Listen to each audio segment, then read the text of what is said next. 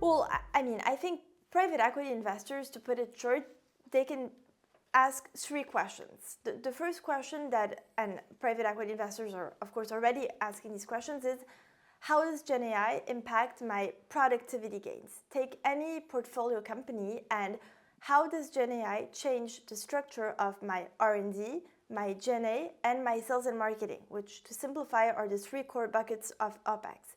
And GenAI should be impacting all three of these buckets in proportions that are, of course, different according to the business model that we're talking about. But that's, I would say, the most obvious and immediate task that should be completed. But it already should be finished or well completed right to date. The second is more difficult, is how can GenAI change my revenue and, as a following step, my gross margin. And what I mean by that, it's how do I capture the benefit of transforming my product or incorporating new features in my product? This is true for SaaS companies, but this is true for any other material world companies. How do I make my product better? And how do I extract more value from the product that I'm selling?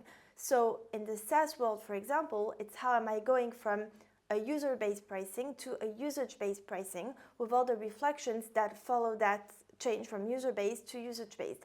And it's really about how do I capture the cost that I have developed upfront in a value. And it's a challenging question. And then the third aspect, which is perhaps the most difficult of the three, is to what extent is GenAI, again, the single point of failure? To what extent can GenAI basically kill my business model? And this is not going to be something marginal. I know it can seem scary, and I know it can seem very scary when, again, you're already in a world that is going very fast, uncertain, with so many other risks, geopolitical, macro, etc. But the risk that GenAI can kill your business model is not like this faraway risk. And this killing can take two forms. The first form is it can kill you financially, meaning that your competitors will have incorporated those productivity gains, number one, and will have incorporated that revenue model transformation, number two. And so your competitors will have a margin structure that makes them compete in a much more efficient way versus you. So that's how you die in form one. In form two, it's your product is completely replaced by something from the GenAI world. Think, for example, answer engines versus search engines.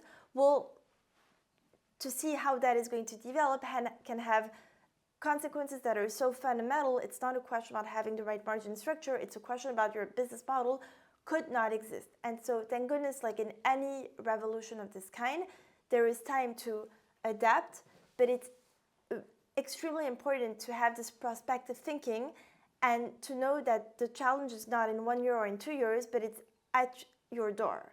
And I think this is where I'm seeing maybe, I don't know, people who are scared, people who are questioning. It's the degree of urgency is what should be the number one priority for any investor today.